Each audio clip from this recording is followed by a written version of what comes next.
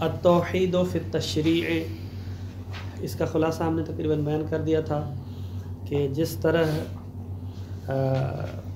ذیلی شعبہ ہے توحید ربوبیت کا، حاکمیت، طاعت میں جو آتے ہیں کہ اس کی طاعت تکوینی اور طاعت تشریعی، تو تشریع کا بھی جو حق ہے صرف اور صرف خداوند قدوس کی ذات کو ہے، چونکہ جو خالق ہے وہی جانتا ہے کہ کون سی چیز صحیح ہے انسان کے لیے، مخلوق کے لیے، اور کون سی چیز صحیح نہیں ہے، کون سا قانون مکمل ہے۔ پھر یہاں پر اعتراض ہوا کہ اگر حقیقت میں تقنین اور تشریع خداوند قدوس کا کام ہے، اور پھر ائمہ علیہ السلام جو کرتے ہیں چونکہ وہ معصوم ہیں، وہ تو وحی سے مربوط ہوتے ہیں، انہوں نے جتنے احکام بیان کیے ہیں، نماز، روزہ، حج، زکوٰۃ، یہ سارے کے سارے چونکہ وہ معصوم تھے تو ان کو معلوم تھا، تو لہذا ہم کہیں گے یہ خدا کا حکم ہی ہے۔ لیکن دو مورد ہیں یہاں پہ جو قابل اشکال ہو سکتے ہیں۔ پہلا مورد یہ ہے کہ یہ جو مراجع کرام ہیں، مجتہدین ہیں، یہ جو ہمیں کہتے ہیں یہ چیز حلال ہے، یہ چیز حرام ہے، ٹھیک، یہ کہاں سے کہتے ہیں؟ یہ ایک قسم کی تقنین اور تشریع نہیں ہے تو کیا ہے؟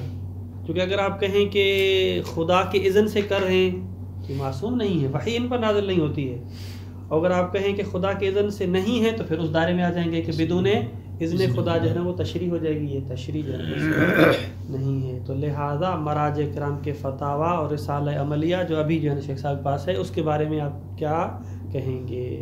اشکال واضح ہے گا؟ ٹھیک، تو اس کا واضح سا جواب ہے، اور اخباری حضرات اور جو تقلید کے مخالف لوگ ہیں یہی ہم پر اعتراض کرتے ہیں کہ مراجع جو ہے نا وہ اپنی رائے کیوں پیش کرتے ہیں، ٹھیک ہے، یہ اپنا قیاس آ رہے ہیں اور چیزیں کیوں کرتے ہیں، خود جو ہے نا وہ شریعت کو بیان کریں، اپنی باتیں کیوں کرتے ہیں؟ تو اس کا سیدھا سا جواب یہ ہے کہ اجتہاد عبارت اخری ہے، اجتہاد عبارت اخری ہے کہ جو احکام الہی ہیں، ٹھیک ہے، اس کو تلاش کر کے مکلفین کے لیے پیش کرنا ہے، نہ کہ احکام الہی کو جعل کرنا ہے، حلال و حرام کو جعل کرنا ہے، بلکہ روایات میں جو احکام ہے اس کو خلاصہ کر کے کہ حلال ہے، حرام ہے اس روایت کے اندر، اس کو پیش کرنے کا نام اجتہاد اور تقلید ہے، اس سے علاوہ نہیں ہے، لہذا یہ تشریع نہیں ہے۔ واضح ہے؟ یہ پھر اس میں مراجع بعض ایک ہی چیز کو حرام کہتے ہیں تو اور اسی چیز کو دوسرا مراجع مثلا مقبول یا مثلا جائز کہتے ہیں، پھر اس کا کیا اختلاف فتاویٰ؟ وہ اس کی وجہ اختلاف فتاویٰ جو ہے، اختلاف فتاویٰ کیوں ہے اس کی 2 3 4 5 ہو سکتا ہے ماشاء اللہ وجوہ ہو جائیں۔ یہ فتویٰ میں اختلاف کیوں ہوتا ہے؟ ایک مرجع دوسرے مرجع سے جب فتویٰ مختلف دیتا ہے تو کیوں ہوتا ہے؟ اس میں سے بنیادی وجہ، سب سے پہلی جو بنیادی وجہ خود روایات ہیں۔ آپ کہتے ہیں نا کہ بھائی اماموں میں تو اختلاف نہیں ہے، معصومین میں تو اختلاف نہیں ہے، تو پھر مجتہدین میں کیوں اختلاف ہے؟ کہتے ہیں مجتہدین احکام لیتے ہیں، یہ فتاویٰ دیتے ہیں کہاں سے؟ روایات سے، اور روایات کے اندر خود اختلاف ہے۔ کیسے؟ مثال کے طور پہ ایک جو مثلا موضوع ہے اس پر ایک روایت کہہ رہی کہ یہ چیز حلال ہے، اور ایک چیز جو ہے وہ کہہ رہی ہے، ایک روایت کہہ رہی کہ حرام ہے۔ اب جو ہے نا وہ ایک ہی روایت حلیت کو بیان کرے، ایک حرمت کو کہہ رہے، تو سب سے پہلے اشکال کہاں پر آنا چاہیے؟ روایات پر آنا چاہیے۔ واضح ہے؟ تو لہذا ایک روایت وہ کہہ رہی ہے، دوسری روایت جو ہے نا وہ یہ کہہ رہی ہے، تو مختلف روایات کا ہونا یہ سبب بنتا ہے کس کا؟ اختلاف فتویٰ کا، فتویٰ جو ہے نا مختلف ہو جائے۔ خود ایک ہی روایت اس مورد میں ہو سکتا ہے وہ اختلاف کا سبب بن جائے، یعنی فتویٰ مختلف ہو جائے۔ وہ کیسے؟ مثال کے طور پہ کالے کپڑوں کے حوالے سے مثال بھی لیتے ہیں۔ مثلا پہلی جو روایت ہے ہمارے پاس شراب کے بارے میں کچھ روایتیں ہیں کہ وہ کہتی ہیں کہ شراب جو ہے نا پاک ہے، کچھ کہتی ہیں مثلا جیسے مثال کے طور پہ، یا اہل کتاب جو ہے، اہل کتاب کے بارے میں مثلا جو ہے نا امام خمینی کا اور جناب کیا کہتے ہیں رہبر معظم کا اور ان لوگوں کا فتویٰ کیا ہے کہ اہل کتاب نجس ہیں، ٹھیک ہے، خصوصاً رہبر کا بھی شاید میرا خیال چینج ہو گیا، لیکن امام خمینی کا فتویٰ یہ کیا تھا کہ اہل کتاب جو ہے وہ نجس ہیں، جبکہ سیستانی کا کیا فتویٰ ہے کہ پاک ہیں۔ تو یہ کیوں ہیں؟ جب ہم اہل کتاب کے بارے میں آپ دیکھیں گے صحیح سند روایت کہہ رہی ہیں کہ پاک ہے، کوئی مشکل نہیں، اور دوسری طرف صحیح سند روایتیں کہتی ہیں کہ نجس ہے۔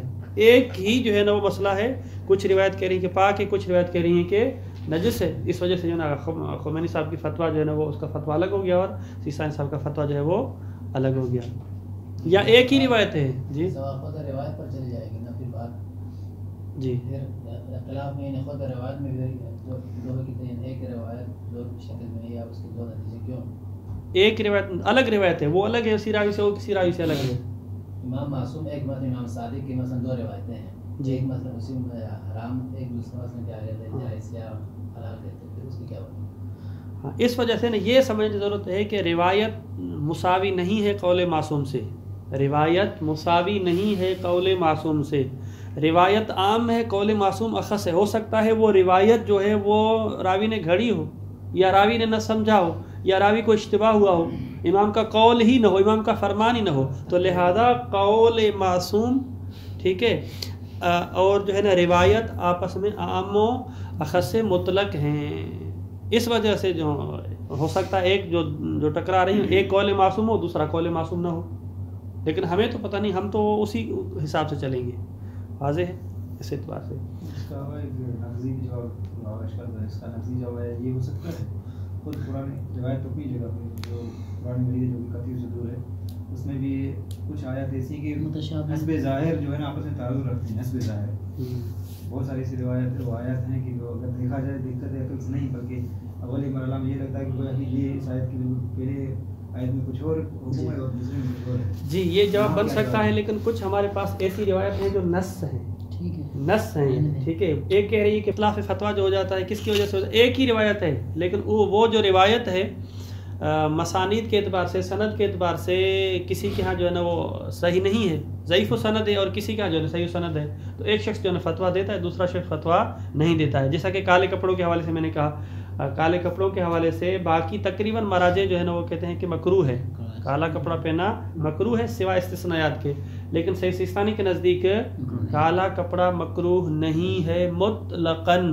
مطلقاً کا مطلب ہے کہ نہ کہ صرف اعضاء میں بلکہ آپ نماز میں جس طرح باقی کپڑے ہوتے ہیں یہ بھی ایک جو ہے نا وہ کلر من الکلر ٹھیک ہے، لون من اللون، اس طرح جو ہے نا وہ باقی اس میں کوئی فرق نہیں. کیوں؟ اس کی وجہ سے کہ جتنی روایات آئی ہیں، حتیٰ کہ اصول کافی میں ہے روایات آئی ہیں کہ جو ہے نا وہ کالے کپڑے جو ہے نا وہ فرعون کا لباس ہے اور بنو امیہ کا اس طرح، لیکن وہ اس میں خدشہ کیا جاتا ہے کیونکہ کچھ رویے سے ہیں، کچھ کس طرح ہیں، تہذیب میں روایات ہیں، تو وہ صحیح و سند نہیں ہے، سند ان کی میں گڑبڑ ہے تو اس سے فتویٰ نہیں دے سکتے. اب کراہت ایک حکم ہے، ایک فتویٰ ہے، تو لہذا حکم نہیں دیا جا سکتا. اس وجہ سے جو ہے نا وہ اگر چاہیے آپ کو فتویٰ کالے کپڑے کے مکروہ نہ ہونے کا منہاج وغیرہ میں آپ کو نہیں ملے گا. یہ ملے گا آپ کو توضیح مسائل جامع میں آپ کو ملے گا جو ہے نا وہ مشکی کلمہ جو ہے استعمال ہوا ہے، صحیح نے استعمال کیا ہے فارسی میں ٹھیک. تو لہذا یہ جو مراجع کرام کے فتاویٰ ہیں وہ تشریح نہیں ہے بلکہ ان روایات سے حکم کو پیش کرنا ہے، تو لہذا آپ اس کو تشریح نہیں کر سکتے. دوسرا مورد کیا ہے؟ دوسرا مورد یہ ہے کہ چلیں ہم ایک اسلامی حکومت لے کے آتے ہیں. اسلامی حکومت میں ایک پارلیمنٹ جو ہے نا وہ ایک حکومت میں دو چیزیں ہوتی ہیں نا، ایک پارلیمنٹ ہے اور ایک کیا ہے، سینٹ ہے. پارلیمنٹ اور سینٹ. پارلیمنٹ قوت مقننہ ہے ٹھیک ہے.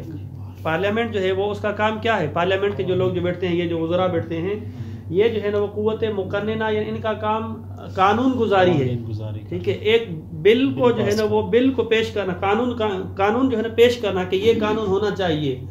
پاکستان میں مثال کے طور پہ کون سی مثال دے دیں، 2 شادیاں ہونی چاہیے، ہاں جی 3 شادیاں ہونی چاہیے، یا فرض کریں کہ 2 بیٹے ہونے چاہیے، اس سے زیادہ جو ہے 2 اولادیں ہونی چاہیے، اس سے زیادہ نہیں ہونی چاہیے. آبادی جو ہے وہ بڑھتی جا رہی ہے. پارلیمنٹ کے بیٹھ کے لوگ یہ بل جو ہے نا وہ پیش کریں گے ٹھیک ہے لا کو. سینٹ کا کام ہوتا ہے اس کو جو ہے نا وہ پاس کرنا اور پھر آگے اس کو جو ہے نا وہ اجرا کرنا، تنفیذ کرنا، امپلیمنٹ کرنا. تو یہ جو حکومت اسلامیہ ہے یہ جو قانون گزاری کر رہی ہے، پارلیمنٹ کا نام ہی قانون ہے، تقنین ہے، تشریح ہے، اور پھر حکومت میں جو ہے نا وہ ملک میں اس قانون کو چلانا ہے. تو یہ تو وہی پھر آپ ایران میں آ جائیں، جس بھی اسلامی حکومت میں آ جائیں، یہ تو ابھی آپ نے بات کی ہے کہ تقنین کس کا حق ہے، تقنین کس کا حق ہے، اللہ کا حق ہے. تو پارلیمنٹ کا کیا مفہوم ہے کہ پارلیمنٹ یعنی کیا، یعنی قوت مقننہ. تو آپ تو اللہ کو چھوڑ کے اس پارلیمنٹ کو قوت مقننہ کہہ رہے ہیں، تو لہذا یہ درست نہیں ہے. تو اس کا جواب دیتے ہیں کہ یہ قوت مقننہ مجازی ہے، حقیقی نہیں ہے. یعنی یہ جو قانون گزاری کرے گی نہ کہ علی حسب فہمہم بلکہ اسلامی قوانین کے حساب سے ایک جو ہے نا وہ قانون پیش ہوگا، نہ کہ اسلام کے خلاف کوئی اور قانون پیش ہوگا. کوئی اشکال نہیں. اس کو ایک مرتب شکل میں ہاں اس کو جو ہے نا کیسے جو ہے نا وہ ملک میں کیسے چلانا ہے، وہ جو ایک شک بناتے ہیں، آرٹیکل بناتے ہیں، وہ آرٹیکل جو ہوگا وہ اسلام کے خلاف نہیں ہوگا. دیکھ لیں جس کو جو ہے عبادت جو ہے نا وہ وَأَمَّا الْفُقَهَاءُ وَالْمُجْتَهِدُونَ فَلَيْسُوا بِمُشَرَّعِينَ بَلْ هُمْ مُتَخَصِّصُونَ فِي مَعْرِفَةِ تَشْرِيعِ سُبْحَانَهُ. اوپر بات ہم نے پڑھی تھی. ہاں بیچ میں رکھا. چلیں یہاں سے پڑھ لیتے ہیں. فقہاء اور مجتہدین جو ہے وہ مشرعین نہیں ہیں، ٹھیک ہے، مشرعین یعنی تشریع کرنے والے نہیں ہیں. بل ہم متخصصون، بلکہ ان کا کیا ہے، وہ متخصص ہیں، اسپیشلسٹ ہیں. کس چیز میں؟ فی معرفت تشریع ہی سبحانہ، کہ خداوند قدوس نے جو احکام تشریع کیے ہیں، حلال و حرام قرار دیا ہے، اس کی معرفت میں یہ اسپیشلسٹ ہیں، متخصص ہیں. یعنی شریعت میں تو احکام موجود ہیں لیکن بعض لوگ متخصص نے اس کو پتہ نہیں ہے. یہ لوگ آ کے کہتے ہیں کہ ہاں خدا نے جو حکم بیان کیا تھا حلال والا وہ یہ ہے، حرام والا وہ یہ ہے، اس کے حق میں یہ ہے، اس کے حق میں یہ، اس کے حق میں یہ ہے. اس کی تشخیص اور معرفت کرتے ہیں، نہ کہ کوئی خود تقنین اور تشریح کرتے ہیں. وظیفتہم الکشف عن الاحکام بعد رجوع الی مصادرها وجعلها فی متناول الناس. ان لوگوں کا، مجتہدین کا جو وظیفہ ہے کشف کریں احکام کو، کب؟ جب رجوع کریں الی مصادرها، احکام کے جو مصادر ہیں یعنی کتب اور قرآن اور ان کی جو ہے نا طرف. وجعلها، پھر احکام کو قرار دیں کہاں پر؟ فی متناول الناس، لوگوں کی جو ہے نا پہنچ تک، جو ہے وہ لوگوں کی پہنچ تک، ان کی رسائی تک جو ہے وہ احکام کو قرار دیں. وَأَمَّا مَا تُعْرِفَ فِي الْقُرُونِ الْأَخِيرَةِ مِنْ إِقَامَةِ مَجَالِسِ النُّوَابِ أَوْ الشُّورَى فِي بِلَادِ الْإِسْلَامِيَّةِ، البتہ وہ جو چیز معروف ہے قرون اخیرہ میں، یعنی آج کل کے ہمارے اس دور میں، کیا کہ اقامت مجالس نواب، مجالس نواب وہی پارلیمنٹ جو ہے وہ، او شورا، شورا جو ہے نا آپ کہہ لیں مثلا جو ہے نا سینیٹ، اس کو جو ہے نا وہ فی البلاد الاسلامیہ فلیست لها وظیفۃ سوى التخطیط. یہ جو ہے نا تخطیط یعنی وہی خط کھینچنا ہے اور جو ہے نا وہ واضح کرنا ہے، نکات لگانا ہے، آرٹیکل بنانا ہے. لإعطاء البرنامج، ایک برنامہ دے دیں، للمسئولین فی الحکومات، حکومت جو مسئولین ہیں ان کو ایک برنامہ دے دیں کہ بھئی آپ نے کیا کرنا ہے. فی ضوء القوانین الالہیہ، البتہ قوانین الہیہ کے تحت. لتنفیذها، تاکہ یہ لوگ ان قوانین کو، اس برنامے کو کیا کریں؟ نافذ کریں، امپلیمنٹ کریں. تنفیذ یعنی امپلیمنٹ کرنا. تخطیط غیر التشریع، بھئی بات واضح ہے کہ تشریع الگ چیز ہے اور تخطیط جو ہے وہ الگ چیز ہے. تشریع کا مطلب ہے کہ ایک قانون جعل کر رہے ہیں، تخطیط کا مطلب ہے کہ یہ اس قانون کے تحت آپ کہہ رہے ہیں کہ اس کو اس طریقے سے اجرا کرنا ہے، یوں جو ہے نا وہ کما ہو واضح. والقرآن الکریم یعد کل تقنین لا یطابق الحکم والتشریع الالہی کفرا وظلما وفسقا. قرآن کریم ہر اس تقنین کو جو حکم الہی اور تشریع اور شریعت کے مطابق نہیں ہے، اس حکم کو کیا شمار کر رہا ہے؟ کفر ہے، ٹھیک ہے، ظلم ہے اور فسق ہے. ایک ہی آیت ہے آخر میں ان کو کیا ہے؟ وَمَن لَّمْ يَحْكُم بِمَا أَنزَلَ اللَّهُ، جو خدا نے حکم نازل کیا ہے اس کے حساب سے وہ حکومت نہیں کرتے، حکم نہیں چلاتے. فَأُولَٰئِكَ هُمُ الْكَافِرُونَ، یہ لوگ کافر ہیں. وَمَن لَّمْ يَحْكُم بِمَا أَنزَلَ اللَّهُ فَأُولَٰئِكَ هُمُ الظَّالِمُونَ، یہ لوگ کیا ہیں؟ ظالم ہیں. ہم الفاسقون، یہ لوگ کیا ہیں؟ فاسق ہیں. تو لہٰذا جو احکام الہی سے ہٹ کے چلا یا تو کافر ہوگا یا ظالم ہوگا یا فاسق ہوگا، یا تینوں بھی جو ہے نا وہ ہو سکتا ہے، 3 in 1 ہو سکتا ہے. واضح ہے. الفصل الخامس التوحید فی العبادت، مارکۃ الآراء بحث اور دلچسپ بحث جو ہے نا وہ، ٹھیک. التوحید فی العبادت، توحید فی العبادت. یہاں پر مصنف فرماتے ہیں کہ دیکھیں انبیاء علیہ السلام کو جس اساسی چیز کے لیے بھیجا گیا تھا، اور انبیاء علیہ السلام نے ایک جو ہے نا جنگ لڑی ہے جس نقطے کی طرف، وہ اصل یہ نقطہ ہے کہ توحید فی العبادت. بھئی آپ بتوں کی پرستش کر رہے ہیں، ادھر بھٹکے جا رہے ہیں پیروں فقیروں اور ادھر کی طرف جو ہے نا آپ کو خدا کی عبادت کرنی چاہیے. آپ خدا کی عبادت کو چھوڑ کے بتوں کے پیچھے لگے ہوئے ہیں. اس پر آ کے جو ہے نا وہ انبیاء نے جنگ کی ہے. جنگ سے مراد ہے کہ انہوں نے اپنا جتنا بھی تھا زندگی اور سارا کچھ قربان کر دیا ہے. واضح ہے. یہاں پر تھوڑی سی اگر ہم روش کو مصنف کے حساب سے لے کے چلتے ہیں، چلیں، وہ یہ کہ توحید فی العبادت میں ایاک نعبد و ایاک نستعین، یہاں سے آتے ہیں وہاں بھی جو ہے نا وہ انٹر ہوتے ہیں کہ ایاک نعبد، ہم تیری ہی عبادت کرتے ہیں. آیت کا ترجمہ کیا بنے گا؟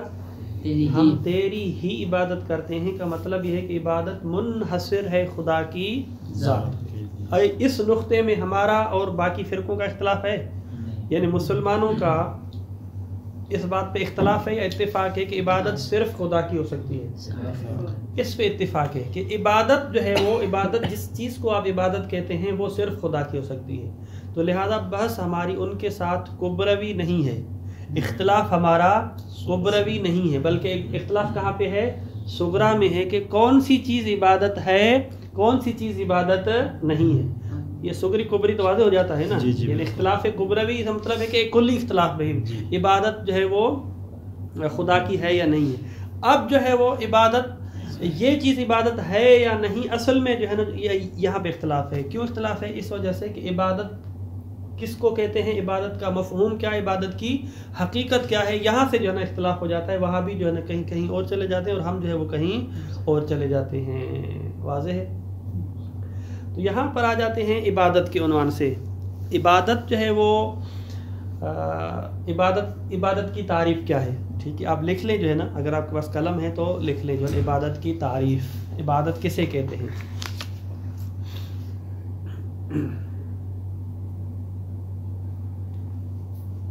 سب سے پہلے جو ہے نا وہ جو سنیوں کی دو تعریفیں، ویسے تو زیادہ ہیں لیکن میں لکھواتا ہوں، دو تعریفیں جو سنی حضرات نے کی ہے اس کو ہم لکھواتے ہیں. ٹھیک، پہلی تعریف جو ہے نا وہ مطلق جو ہے نا وہ تقریباً اس کے علماء آ جاتے ہیں جو مطلق تعریف کی. العبادت هو التذلل والخضوع. عبادت کا ان کی ڈیفینیشن یوں کی، العبادت ٹھیک ہے التذلل والخضوع والخشوع او غایت التذلل، یہ عبارت جو ہے نا پیش کی ہے. عبادت جو ہے وہ یہ عبادت نام ہے تذلل کا، خشوع کا، خضوع کا، جھکنے کا. آپ اس مفہوم سے جو ہے نا جو لے کے جائیں. یہ جو ہے نا انہوں نے تعریف کی ہے تذلل کی، اس عبادت کی. او غایت التذلل، ٹھیک ہے، یعنی مجرد تذلل یا جو ہے وہ غایت تذلل، یعنی انتہا درجے کا جو ہے وہ تذلل. ایک یہ تعریف کی ہے. دوسری جو ہے وہ ابن تیمیہ نے تعریف کی ہے، تھوڑی سی لمبی ہے، لکھ لیں. ابن تیمیہ نے، کیونکہ ہم نے ابن تیمیہ کو جو ہے نا لے کے آنا ہے. ابن تیمیہ یہ العبادت اسم جامع لکل ما یعبدہ اللہ لکل ما یحسبہ اللہ ویرضاہ من الاقوال والاعمال الباطنیۃ الظاہریۃ من الصلاۃ والصوم والحج الی آخرہ. دوبارہ دیکھیں، العبادت اسم جامع لکل ما یحسبہ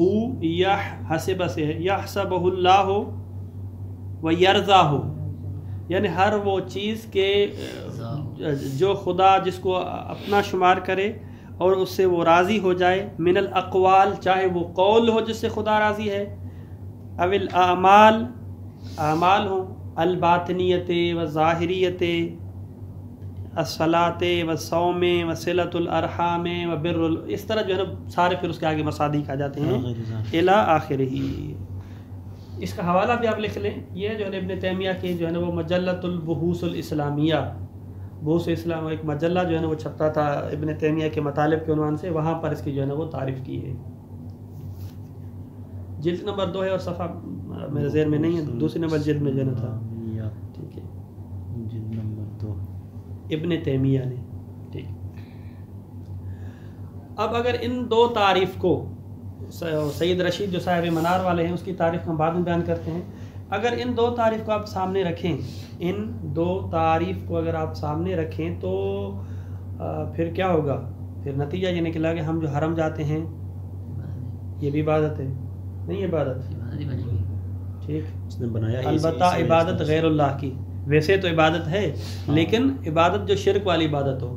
اسی طرح جو ہے نا باقی کتنے مصادیق آ جائیں گے جس میں عبادت ہو جائے گی اور پھر جو ہے نا سارے لوگ جو ہے نا وہ شرک سے نہیں بچیں گے. واضح ہے. مصنف کہتے ہیں دیکھیں، اگر ہم اس عبارت کو اور اس تعریف کو مانیں تو پھر اس کا مطلب یہ ہے کہ خود قرآن مجید نے جو کہا ہے کہ مثلا وَخْفِضْ لَهُمَا جَنَاحَ الذُّلِّ، یہ خفض کا مطلب کیا ہے؟ تذلل ہے، خشوع ہے اور خضوع ہے، جی والدین کا احترام ہے، اساتذہ کا احترام ہے، جو قرآن مجید میں سے کیا ہے اشرف مفاہیم میں واضح ہیں کہ قرآن نے کہا ہے، شریعت نے کہا ہے کہ اس طرح کا آپ کام کریں، وہ تذلل آ جاتا ہے، تذلل اور خشوع آ جاتا ہے۔ تو اس کا مطلب یہ ہے کہ ایک طرف آپ کی تعریف کہہ رہی ہے کہ وہ شرک ہے، جبکہ دوسری طرف ہم دیکھ رہے ہیں کہ اس کا حکم ہوا ہے، تو لہذا پھر تو ساری چیزیں شرک ہو جائیں گی، جبکہ یہ درست نہیں ہے۔ اگر ہم آپ کی خلاصہ کریں، اگر ہم آپ کی ناصری اگر ہم آپ کی تعریف کو قبول کرتے ہیں تو پھر اس کا نتیجہ یہ نکلے گا کہ یہ ساری چیزیں شرک میں داخل ہو جائیں گی، آپ کی تعریف عام ہو جائے گی، جامع الافراد تو ہے لیکن مانع الاغیار نہیں بنے گی، کیونکہ یہ جو افراد ہیں واضح ہے کہ شرک نہیں ہے، والدین کے ساتھ نیکی کرنا، اساتذہ کا احترام کرنا، اور مثلا پاک پیغمبر اور باقی جتنے جو ہے نا ان کا احترام کرنا، یہ شرک نہیں ہے، یہ عبادت نہیں ہے، شرک نہیں، یہ عبادت نہیں ہے، جبکہ یہ بھی اس کے آپ کی تعریف کے اندر آ جاتے ہیں، تو لہذا آپ کی تعریف جو ہے وہ مانع الاغیار نہیں ہے، تو یہ تعریف درست نہیں ہے۔ ٹھیک، اگرچہ یہ اپنی تعریف کے حساب سے پھر کیا کرتے ہیں، سب کو جو ہے نا وہ مشرک قرار دیتے ہیں، سوائے جو ہے نا وہ خود کے۔ خصوصاً ابن تیمیہ نے جو تعریف کی ہے، اس پر ایک اور اشکال لازم آتا ہے۔ وہ اشکال کیا ہے کہ انہوں نے کہا کہ آپ ابن تیمیہ، آپ نے جو تعریف کی ہے، آپ کی تعریف کے اندر عبادت الہی اور قرب الہی دونوں میں فرق نہیں کیا گیا، آپ نے عبادت اور قرب الہی دونوں کو جو ہے نا ایک ہی سمجھا ہے۔ ہاں، جو قرب الہی ہے اس کو بھی آپ نے عبادت کے کھاتے میں ڈال دیا ہے، حالانکہ عبادت شیء اور قرب الہی شیء آخر، یہ مساوی نہیں ہے۔ بیان و ذالک، کیسے؟ پہلے تو اس نے کیسے ڈالا ہے، عبارت پہ غور کریں، کیا کہا تھا؟ اسم جامع لکل ما یحسبہ اللہ و یرضاہ، جس پر خدا راضی ہے تو وہ جو ہے وہ عبادت ہے۔ اب مثال کے طور پہ والدین کی اطاعت پر خدا راضی ہے یا راضی نہیں ہے؟ راضی ہے، ٹھیک ہے، یہ بھی راضی ہے۔ اسی طرح جو باقی چیزیں آپ لے کے آتے ہیں اس پر خدا راضی ہے یا راضی نہیں ہے؟ راضی ہے۔ غلام کو آزاد کرنا اس پر جو ہے نا وہ راضی ہے۔ تو یہ ساری چیزیں جو ہے نا پھر کیا ہو جائیں گی، وہ تو اس کے لیے عبادت بن جائیں گی، اس کے لیے جو غیر اللہ ہے۔ حالانکہ اس طرح نہیں ہے، یہ سبب قرب الہی ضرور ہیں، لیکن ہر چیز جو قرب الہی کا سبب بنے وہ عبادت ہو، اس طرح نہیں ہے۔ تو لہذا یہ تعریف آپ کی کیا ہے، درست نہیں ہے، کیونکہ آپ نے اس میں عبادت اور قرب الہی میں فرق نہیں کیا ہے۔ جسے آپ نے مثال دی ہے بر الوالدین ہے، فلاں ہے، فلاں ہے، صلۃ الارحام ہے، یہ قرب الہی کے موارد ہیں لیکن عبادت نہیں ہے۔ ٹھیک، تو یہ جو ہے نا تعریف درست نہیں ہے۔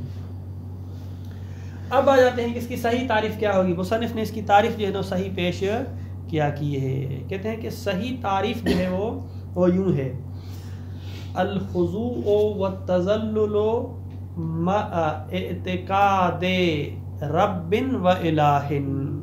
ٹھیک، خضوع و تذلل مع اعتقاد ربوبیت ہی، مع اعتقاد رب او الوہیت ہی، او اعتقاد الہ، یعنی کسی شخص، یعنی کسی ہستی کو الہ یا رب یا معبود سمجھ کے اس کو جھکنا، اس کے آگے خاشع ہونا، خشوع اور خضوع، یعنی تزلزل، خشوع اور خضوع یا تعظیم اور احترام و اکرام، جو بھی آپ الفاظ لے کے آئیں، لیکن کس نیت کے ساتھ؟ اس کو الہ سمجھ کے، اس کو معبود سمجھ کے، اس کو رب سمجھ کے۔ تو گویا کہ عبادت مشتمل ہے دو جزوں پر۔ عبادت جو ہے وہ عبادت متحقق ہوگی جب اس میں دو چیزیں ہوں۔ سب سے پہلی یہ ہے کہ پہلا جو جز ہے وہ جو ہے وہ فعل ہو یا قول ہو، جو بھی ہو، فعل ہو یا قول ہو، مع اعتقاد۔ کون سا اعتقاد؟ کہ وہ جو مخضوع اللہ ہے، متزلزل اللہ ہے، وہ کیا ہو، رب ہو یا معبود ہو، اس کے علاوہ عبادت متحقق نہیں ہوگی۔ لہذا عبادت کی صحیح تعریف ان دو اجزاء پر مشتمل ہے۔ اب آ کے آپ اس کو تطبیق کریں، پھر جو ہے نا وہ شرک الگ سے ہو جائے گا اور پھر کفر اور توحید جو ہے وہ الگ سے ہو جائے گا۔ واضح ہے؟ تو لہذا یہ عبادت کی جو ہے وہ تعریف ہے، اور یہاں سے جو ہے نا وہ وہابیوں کے سارے اعتراض یہاں پہ جو ہے وہ ختم ہو جاتے ہیں۔ واضح ہے؟ یہ مقدمہ تھا، اور باقی چیزیں جو ہے نا ہم اس کو لے کے آتے ہیں۔ عبارت کو دیکھیں جو ہے نا یہاں سے، التوحید فی العبادت هو الهدف والغایت الاسنا، اسنا یعنی بلند و بالا، من بعث الانبیاء والمرسلین، کہتے ہیں کہ توحید فی العبادت ہی وہی نہایتی ہدف تھا انبیاء اور مرسلین کو بھیجنے کا۔ انبیاء کو اس وجہ سے بھیجا گیا کہ بھائی ان کی عبادت جا کے سیدھی کریں، ٹھیک۔ قال سبحانہ وَلَقَدْ بَعَثْنَا فِي كُلِّ أُمَّةٍ رَسُولًا أَنِ اعْبُدُوا اللَّهَ، کہ وہ جا کے خدا کی عبادت کریں، وَاجْتَنِبُوا الطَّاغُوتَ، اور طاغوت سے، ہم طاغوت کی کل جو ہے تشریح کی، جو خدا کے حکم سے ہٹا ہوا ہو، چاہے کس اعتبار سے وہ طاغوت ہے۔ وَنَاهِيكَ فِي أَهْمِيَّةِ ذَلِكَ أَنَّ الْإِسْلَامَ قَرَّرَهُ شِعَارًا لِلْمُسْلِمِينَ يُؤَكِّدُونَ عَلَيْهِ فِي صَلَوَاتِهِمْ الْوَاجِبَةِ وَالْمَنْدُوبَةِ بِقَوْلِهِ إِيَّاكَ نَعْبُدُ۔ یہاں پر فرماتے ہیں کہ وَنَاهِيكَ فِي أَهْمِيَّةِ ذَلِكَ، ناہیک یعنی یکفیک، ناہیک کا یہ کلمہ استعمال ہوتا ہے، ناہیک یعنی یکفیک یا حسبک، جو بھی آتا ہے یعنی کافی ہے اس کی اہمیت میں، اس کی اہمیت کے لیے اتنا ہی کافی ہے کہ اسلام نے جس چیز کو مسلمانوں کے لیے شعار قرار دیا ہے، یعنی ایک ایسی چیز وہ ہمارے لیے شعار ہے، شعار کا مطلب ہے کہ ہم ہر وقت اس کو انجام دیتے رہتے ہیں، اس میں اس کی بہت زیادہ جو ہے وہ تاکید کی گئی ہے، چاہے وہ عبادت واجبہ ہو یا چاہے وہ عبادت مستحبہ ہو، بقولہم ایاک نعبد، بس ہم تیری ہی عبادت کرتے ہیں۔ تو جب عبادت کو منحصر کیا گیا ہے اور ہر نماز میں چاہے مستحب ہو چاہے واجب ہو اس میں ہم نے یہ کلمات کہنے ہیں، تو اس کا مطلب یہ ہے کہ یہ کوئی عام چیز نہیں ہے۔ وَإِيَّاكَ نَسْتَعِينُ كَمَا أَنَّ مُكَافَحَةُ النَّبِيِّ بَلْ وَسَائِرُ الْأَنْبِيَاءِ لِلْوَثْنِيِّينَ تَتَرَكَّزُ عَلَى هَذِهِ النُّقْطَةِ غَالِبًا، مکافحہ یعنی مقاومہ، ٹھیک ہے، مکافحہ یعنی مقاومہ، مقاومہ یعنی ہاں مقاومہ کہتے ہیں کہ کسی کے خلاف ڈٹ جانا، کھڑے ہو جانا، جو ہے نا وہ لڑائی کرنا، اس سے جو ہے نا پاک پیغمبر نے بلکہ جتنے بھی انبیاء ہیں سب نے جو ہے نا وہ مقاومت کی ہے، ڈٹ کے کھڑے ہو گئے، مقابلہ کیا ہے ان بت پرستوں کا، جو تترکز علی هذه النقطة غالباً، غالباً یعنی اس کا بڑا جو ہے یہی نقطہ ہے عبادت والا، کما ہوا ظاہر لمن راجع القرآن الکریم، جو قرآن کریم کا مطالعہ کرتا ہے اس کے لیے بات واضح ہے۔ ولا تجد مسلما ينكر هذا الاصل او يشك فيه، اب یہاں پر کہ کبرا میں کسی کو اشکال نہیں ہے، کہتے ہیں یہ جو نقطہ ہے اسی میں کسی کو شک نہیں ہے کہ عبادت صرف اللہ کی ہوتی ہے۔ انما الکلام فی حقیقت العبادت و مصادیقها، اختلاف اور بحث سارا کا سارا کہاں پہ عبادت کسے کہتے ہیں، اس کے مصادیق کیا کیا ہیں۔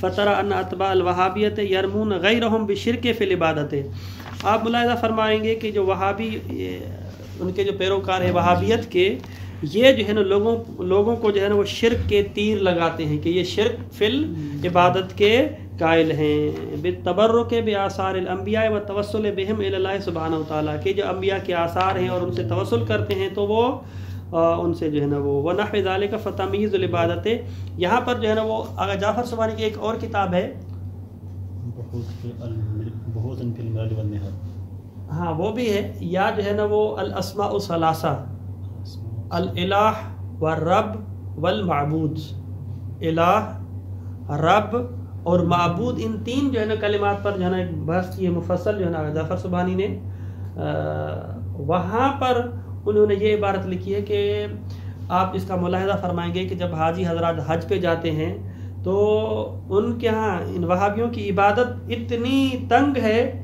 کہ اگر آپ جو ہے نا یوں کھڑے ہو کے پاک پیغمبر کو یوں کریں گے تو آپ کو جو ہے نا ایک لقب سے پکارا جائے گا، یا ایھا الحاج ھذا شرکن، تو کہتے ہیں یوں کریں گے تو کہیں گے شرک شرک، یوں کریں گے تو شرک شرک. کہتے ہیں وہاں پہ جو شرک کا تحفہ ملتا ہے اس کے علاوہ کچھ بھی نہیں ملتا ہے. یہ جو انہوں نے لکھا ہے کس طرح میں. فتمییز العبادت عن غیرہا فی غیرہا ہی المشکلۃ الوحیدۃ فی ھذا المجال. کہتے ہیں عبادت کو غیر عبادت سے جدا کرنا یہی بہت مشکل بات ہے. فیجب قبل کل شیء دراست حقیقت العبادت علی ضوء العقل والکتاب والسنت. فنقول ما ہی حقیقت العبادت؟ العبادت فی اللغت بمعنی الخضوع والتذلل. لغت میں جو اس کا یہ معنی ہے. وکیل انہا غایت الخضوع والتذلل، ہے نا، انتہا درجے کا خضوع اور خشوع.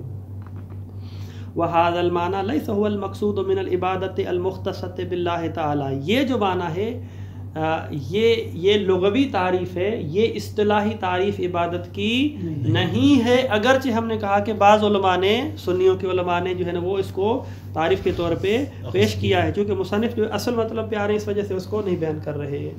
توضیح ذالک ان القرآن الکریم امر الانسان بالتذلل لوالدیہ.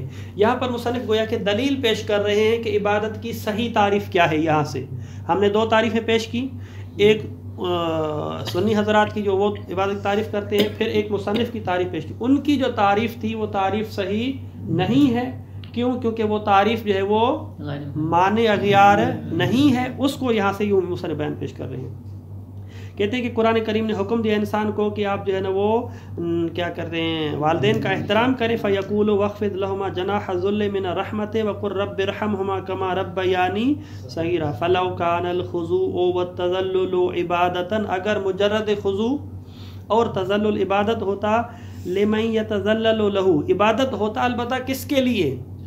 جس کے لیے ہم یہ تذلل کر رہے ہیں. لکان امرہ تعالی بذالک امرن باتخاذ شریک لہ تعالی فی العبادت.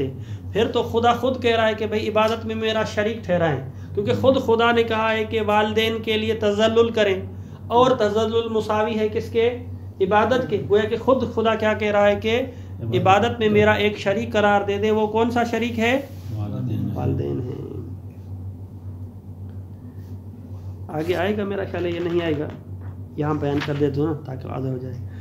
وہ یہ کہ اگر فرض کریں جو سجدے کی وجہ سے، چلے وہاں پہ بیان کرتے ہیں.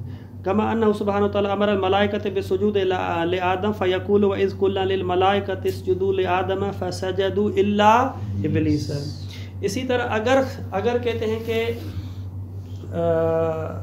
مجرد خضوع عبادت ہوتا تو پھر جو ہے وہ خداوند قدوس ملائکہ کو حکم نہ کرتا جناب آدم کے سجدے کرنے کا.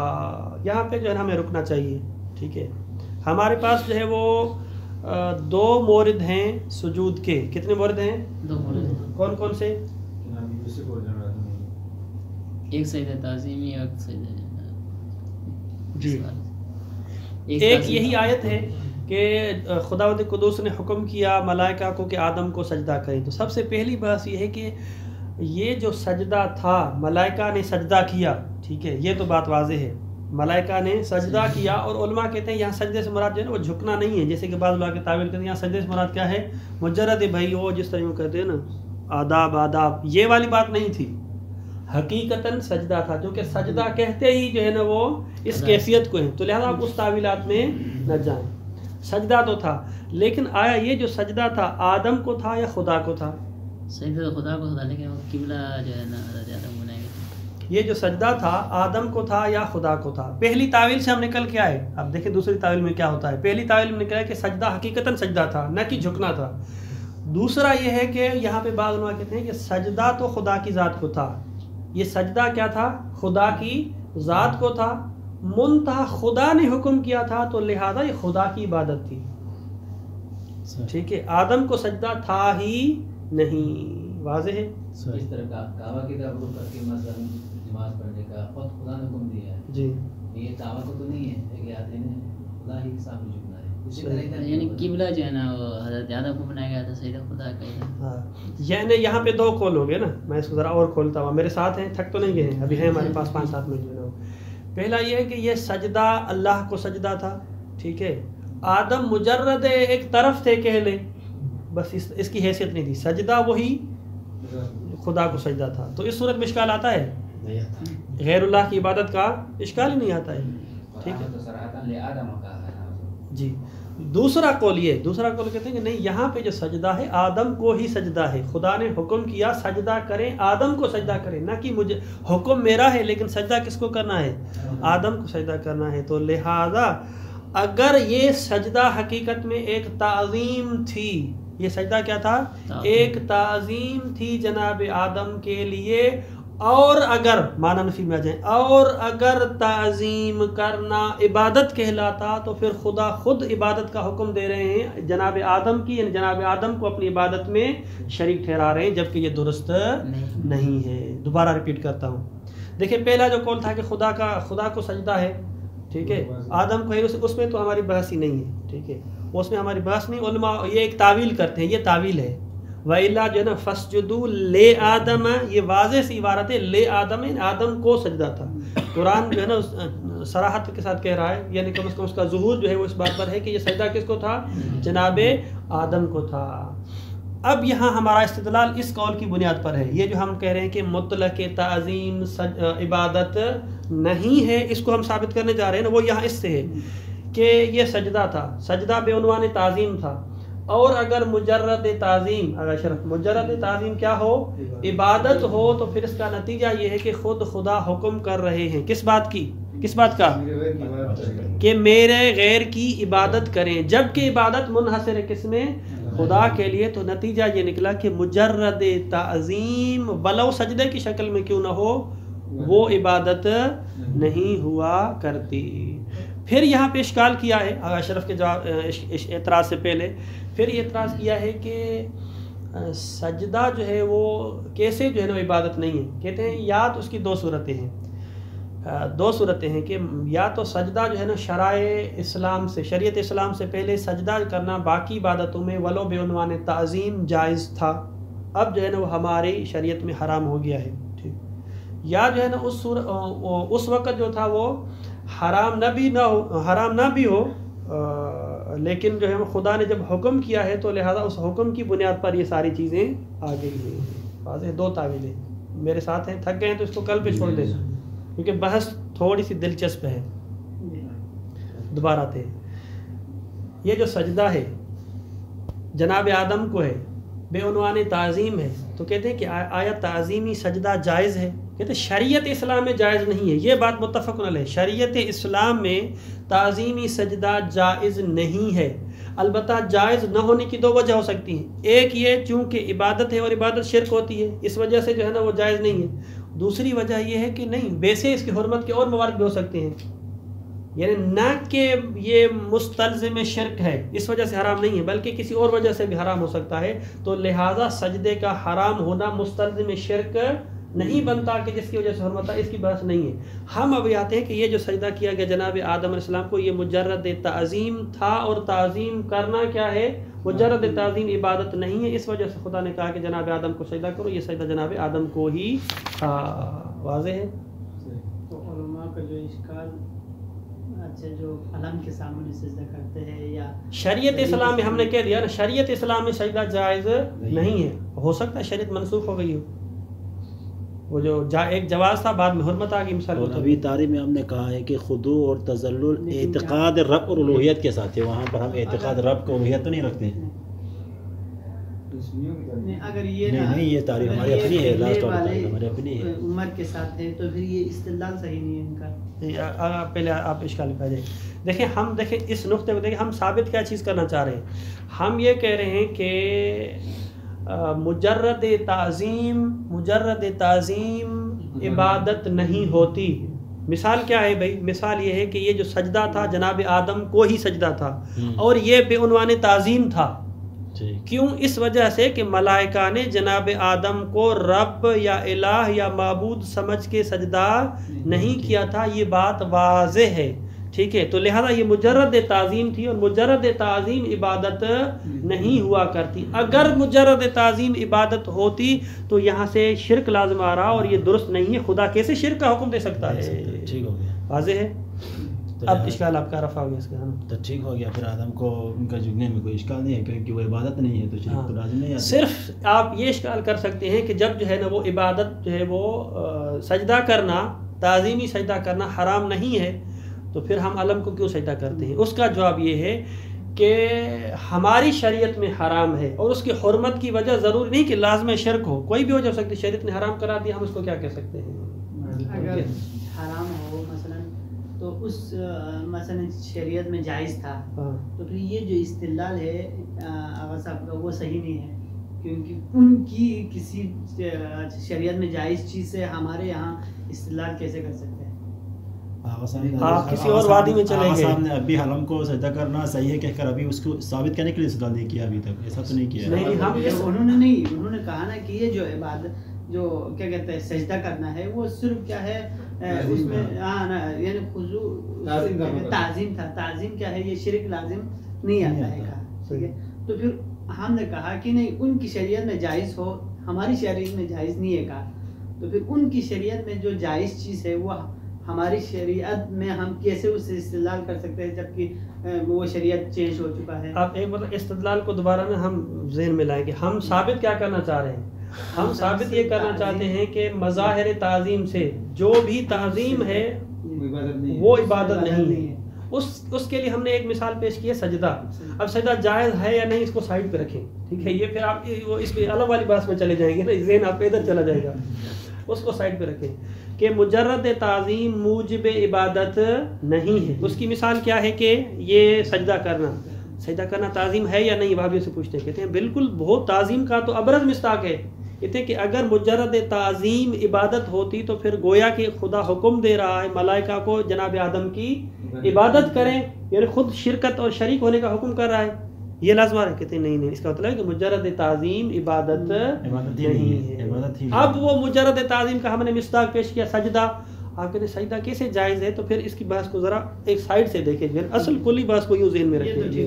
اب علم پہ سجدہ کرنے کے آتے ہیں تو پھر یہ اصل آپ کا اشکال شرک لازم نہیں آتا ہے. ہم نے کہا کہ اس سے کیونکہ شرک لازم نہیں آتا ہے. عبادت نہیں ہے تو وہ اصل عبادت ہی نہیں ہے. اب صحیح ہے. اگر کوئی شخص علم کو سجدہ کرتا ہے، زری کو سجدہ کرتا ہے، یہ سجدہ کرتا ہے اس عنوان سے نہیں کہ وہ رب ہیں، معبود ہیں، تو صحیح شرک نہیں ہے لیکن حرمت ہے. یعنی سجدے غیر اللہ کو سجدہ کرنا ہم نے کہا کہ شرک کی وجہ سے حرام نہیں ہے، بلکہ اس کی وجوہات اور بھی ہو سکتی ہیں. حرام ہے تو لہذا آپ کسی غیر اللہ کو جب سجدہ کر رہے ہیں، رب نہیں سمجھ رہے ہیں، پھر بھی جائز نہیں ہوگا، حرام ہے. حرمت اور لزوم شرک الگ الگ چیزیں ہیں. اس پہ تو دلیل چاہیے ہمارے پاس. شریعت اسلام میں حرام ہے. جو آغا سیستانی صاحب کا باقی تقریر علماء کا اتفاق ہے کہ سجدہ کرنا غیر اللہ کو جائز نہیں ہے، نہ کہ شرک لازم آئے گا اس عنوان سے نہیں، بلکہ حرام ہے. حرمت کی تعبد کی کوئی بھی وجہ ہو سکتی ہے. سجدے کے لیے ضروری ہے کہ جتنے اعضاء ہیں 7 اعضاء ان کو زمین پر کھولنا شرط ہے یا صرف ماتھے پر سجدہ؟ سجدہ جس کو آپ کہیں سجدہ کی صفت ہو سکتا ہے کوئی پاؤں نہیں رکھتا ہے مثلا. جتنے بھی زوات جاتے ہیں وہ امام علی کے حرم پہ اس پہلے گیٹ وہاں پہ ہاں البتہ یہ سجدہ شکر ہوتا ہے. اکثر جو لوگ جانتے ہیں وہ سجدہ شکر کرتے ہیں. ہم میں سے آپ میں سے کوئی جاتے ہوں گے سجدہ شکر ہے. وہ تو بہت سے ہاں وہ تو ہم کرتے ہیں نا، وہ تو ہم کرتے ہیں. شکر میں کئی مرتبہ سجدہ کرتا ہوں، البتہ مثلا پہلی مرتبہ جب آتے ہیں سجدہ شکر کرتے ہیں. یہ سجدہ شکر ہوتا ہے. میں بھی جب امتحان پاس ہو گیا تھا رات کو تو پھر میں نے بھی ٹھیک ٹھاک سے پیشانی ادھر زور سے مار کے آیا.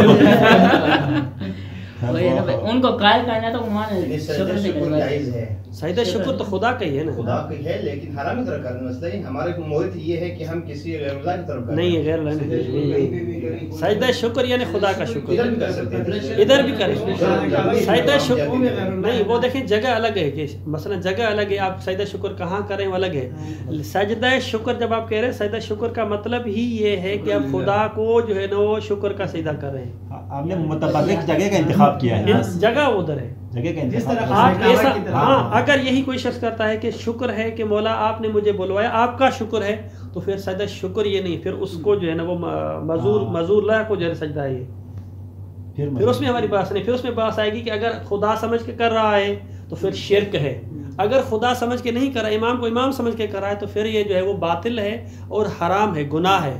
ایک گناہ ہے، مثلا شرک نہیں ہے. ہماری بحث ساری کی ساری ہے کہ آیا سجدے کرنے سے کب جو ہے وہ شریک فی العبادت اور شرک لازم آئے گا، اس کو ہم جدا کر رہے ہیں کہ ایسا سجدہ کہ جس میں اعتقاد الوہیت اور ربوبیت ہو تو یہ موجب شرک ہے، یہ تعظیم ہے سجدے کی شکل میں، جھکنے کی شکل میں، وہ یوں اس طرح جو ہے نا وہ ہمارے فلم میں بھی اس طرح ہوتا ہے، یہ بھی ایک تعظیم ہے۔ لیکن اگر اس عنوان سے کہ یہ الہ ہے، حتیٰ کہ سجدہ نہ بھی کرے، لیکن اس عنوان سے کہ یہ رب ہے، یہ بھی کیا ہو جائے گا؟ شرک ہو جائے گا۔